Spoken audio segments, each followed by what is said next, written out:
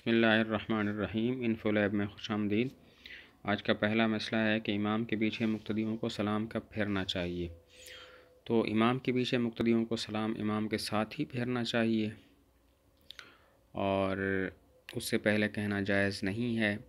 امام کے لفظ السلام کہنے سے پہلے اگر کسی نے سلام کر لیا تو اس کی نماز جو ہے وہ کراہت کے ساتھ درست ہو جائے گی، یعنی مکروہ ہوگا۔ تو امام کے افعال کے ساتھ ہی مقتدیوں کو فعل کرنا چاہیے، پہلے کرنا ٹھیک نہیں ہوتا۔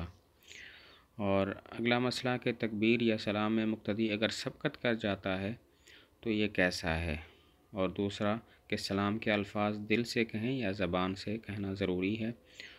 تو تکبیر میں امام تکبیر تحریمہ نے ابھی تک امام نے نہیں کہی اور مقتدی نے اللہ اکبر کہہ دیا، یا امام نے ابھی تک مکمل سلام نہیں پھیرا تو اور مقتدی نے سلام پھیر لیا، تو یہ بات پہلے ابھی گزر چکی ہے کہ اگر ایسا کرتا ہے بغیر کسی عذر کے تو پھر اس کی نماز کراہت کے ساتھ درست ہو جائے گی، یعنی مکروہ ہوگی۔ اور دوسرا کہ سلام کے الفاظ دل سے کہیں یا زبان سے، تو سلام کے الفاظ دل سے کہنا ٹھیک نہیں ہے، زبان سے کہنا ضروری ہے، کیونکہ سلام کا تعلق زبان کے ساتھ ہے۔ اگلا سوال ہے کہ ایک ہی مسجد میں اگر دو جماعتیں ہوں تو کیا سب کی نماز درست ہو جائے گی؟